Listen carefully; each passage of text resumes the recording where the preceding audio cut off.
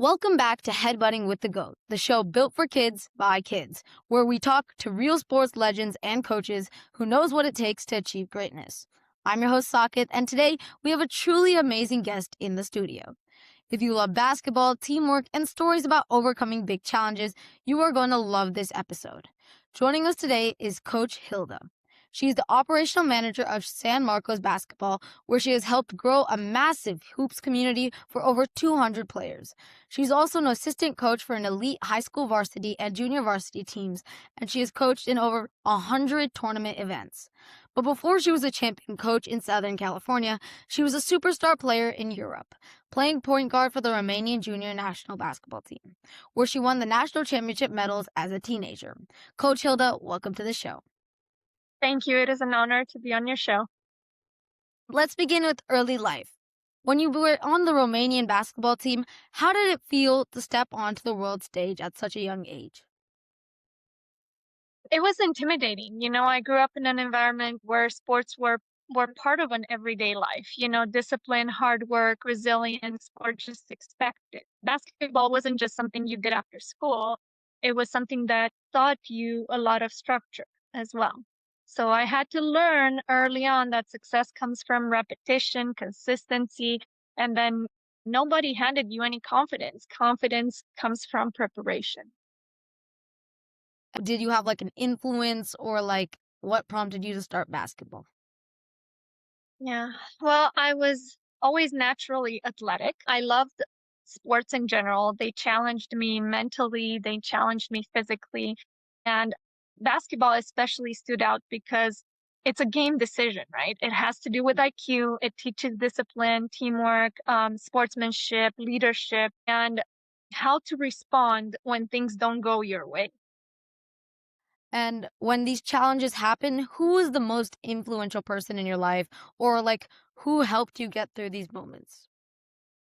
Well, I had my mom was by my side, my coach was by my side, and then, one lesson that had to stay with me for the rest of my life was accountability. So in Europe, coaches, expect effort and discipline every single day, and excuses didn't matter. And that really shaped how I coach now. I care deeply about the kids, but I also believe growth, can happen when expectations are high. And we're talking about local, but now who did you look up to in professional basketball? Who did you admire at a young age?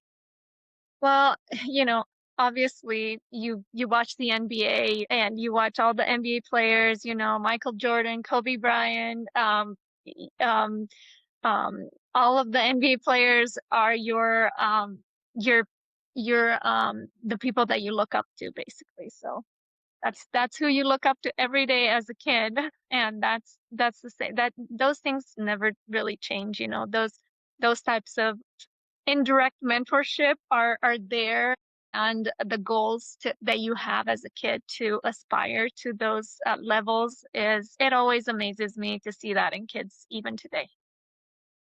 And how did you balance your academic with your basketball? How did you maintain such a good at academic while being super good at basketball?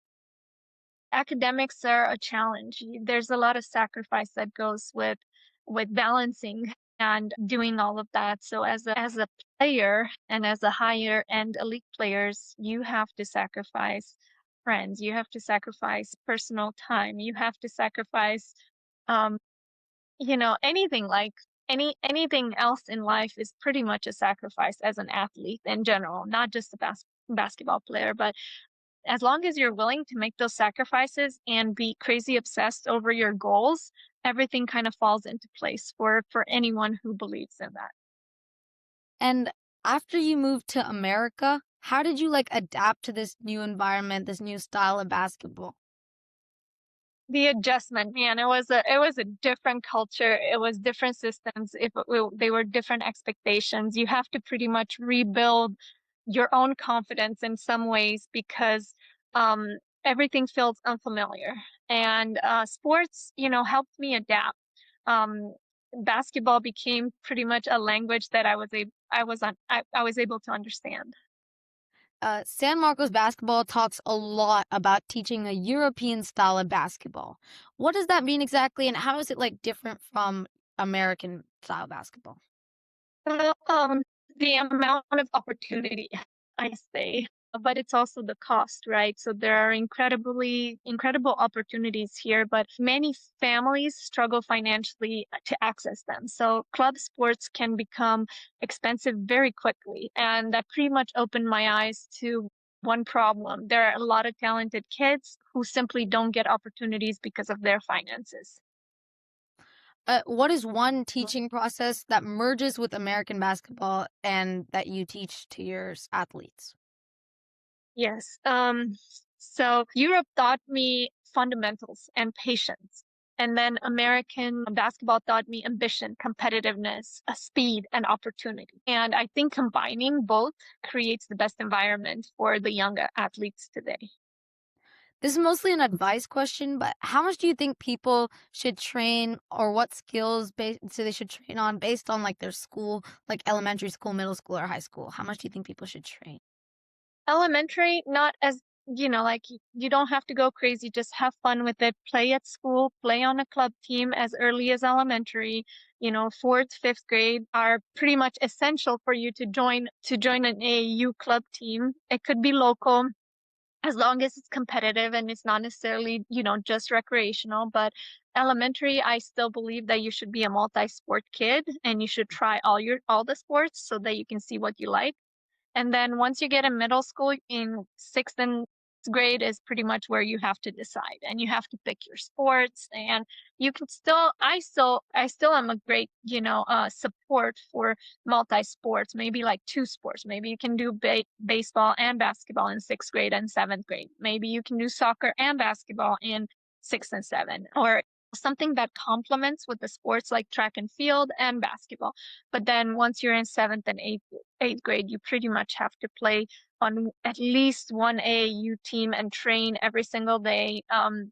My own kids train between 3 to 4 hours a day, and that includes, injury prevention, biometrics, individual skills that you have to do, and then their team practice as well.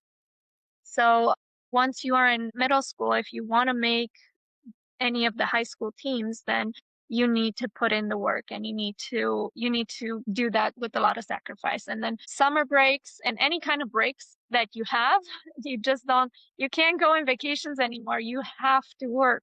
It's a job. It's You are ready to do that job, or you're gonna end up working something else, once you get in high school or in college. So you have to see it as such. When you're coaching teams, what is one thing that really frustrates you, almost like a pet peeve? Is it like not getting back on defense or turning the ball over? Um, I would say, first of all, you want to see, your attitude. As long as the player is willing to work hard and is coachable, that's the first thing that you want to have in order for a coach to work with you. And then the other thing that would be is IQ and adaptability. So you have to understand the game. At one point, it becomes, the game becomes part of, like, everybody's going to have skills. Everyone's going to have speed. Everyone's going to have what you have been working on for all these years. How can you make yourself better? And that comes through, you adapting to the game and having great IQ, playing as a teammate, sharing the ball. Everything that you do in basketball is not about the individual basketball that you can play. It's a team effort. And you have to figure out leadership skills no matter what position you play. You have to figure out your IQ and spacing and where you're going to be. And you have to figure out how to make plays with your teammates. And now let's talk about San Marcos basketball as a whole. What inspired the beginning of San Marcos basketball, and what is your guys' vision for the future? So I grew up in a community program that was free, and that shaped me who I am today. And San Marcos basketball pretty much started with me giving back and creating the same type of program in the community that I am in, and that my kids play in. And I I honestly saw a need in the community and within the city as well, that There were a lot of talented players, and they needed development and mentorship and opportunity, and not every family can afford expensive club systems. I was looking through your website and it was super cool to see sponsors like the LA Lakers, the LA Clippers. How did you get your team noticed by these big names in NBA?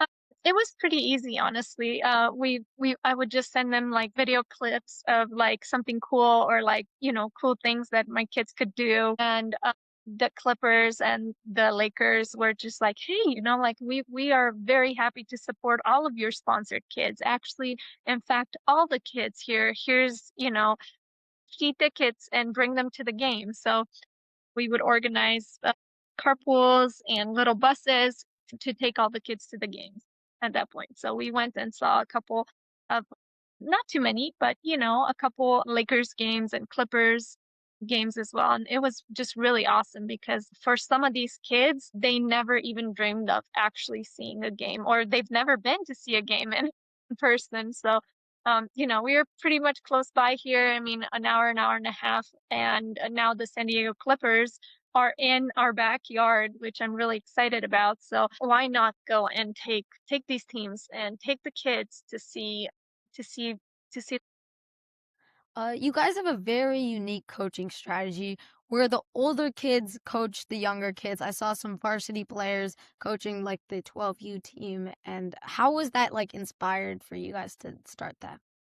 Okay, so all of those high school kids that are high school teenagers and varsity players that are now coaches and coach the younger teams, the third and the fourth graders, all of those were actually developed in the same system. So we've been doing this for 6 years. So those varsity players became who they were because of the coaching that because of the coaches and the coaching that we've done prior and we've helped them with. So they came back, they're local, and they came back to help and to volunteer the same way and to give back. And I'm very grateful for that. I mean, to see that not only that you became an amazing player and you can play varsity as a freshman or varsity as a JV at your high school, but also to understand that you have to come back and you have to mentor and you have to help others. That to me, it was development as a whole, as a person, not just as a player. So I'm very proud of them. So, and I always love that they come back and they help. What is one message you would want to give to all parents and young kids listening right now? Yes. So I have a lot of messages for the parents, but one of them would be just enjoy the games with your kids. It goes by so fast. It is temporary for most of them and most of us. And just be a support, instead of asking them after the game, instead of asking them, why didn't you make that shot? Tell them how you feel and tell them how much you love watching them play.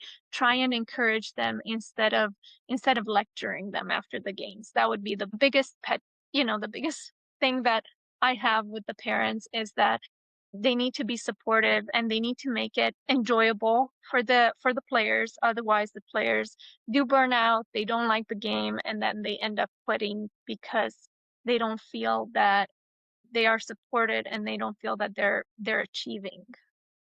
When in fact, it's not all about the winning. It doesn't, this is a temporary thing that you do throughout a whole in life. You learn a lot from sports, not just for your basketball games, but in life, you learn how not to quit, how to have discipline, how to be resilient, how to, work hard for the long term goals that you have. Sometimes it could be a job, sometimes it could be something else that you do later in life. So sports teach you all of that. So parents need to be reminded and need to understand that they need to enjoy that with their kids, and that's growth overall as a person, not just as a basketball player. And what advice would you give to the kids? So the kids would be, set long-term goals and make a plan. A lot of the kids, they just go with the flow and they think things are going to happen, but you have to make a plan. You don't need to have expensive training, expensive trainers. You don't need to do any of that. You have the internet. and you can go online, you can Google everything that you need, but the biggest thing for you as a person is to have discipline and to work hard and make a plan for yourself individually and try and join teams. There's a lot of teams that are going to give out scholarships to talented players and to hardworking players. Make yourself undeniable. And now we will play. We're gonna play a game now where I give you two options of GOAT basketball players, and you tell me which one would win in a 1v1. So it's All basically right. like a winner stays on kind of game. I Okay. love it. LeBron James or Kevin Durant? LeBron, LeBron James or Shaquille O'Neal? Shaquille, Shaquille O'Neal or Magic Johnson? Shaquille. Shaquille O'Neal or Caitlin Clark? Ooh, Caitlin Clark. Caitlin Clark or Stephen Curry? Caitlin Clark. Caitlin Clark or Sabrina Ionescu? Well, Sabrina Ionescu because she's Romanian, just like me. Sabrina or Tyrese Halliburton? Tyrese, Tyrese Halliburton or Jason Tatum? Tyrese, Tyrese Halliburton or Michael Jordan? Michael Jordan. And You Michael know, Jordan wins the winner stays on challenge. Thank you so much for giving me your time for this interview. This has been Headbutting with the GOAT with Coach Hilda. Thank you so much. thank you. It was an honor.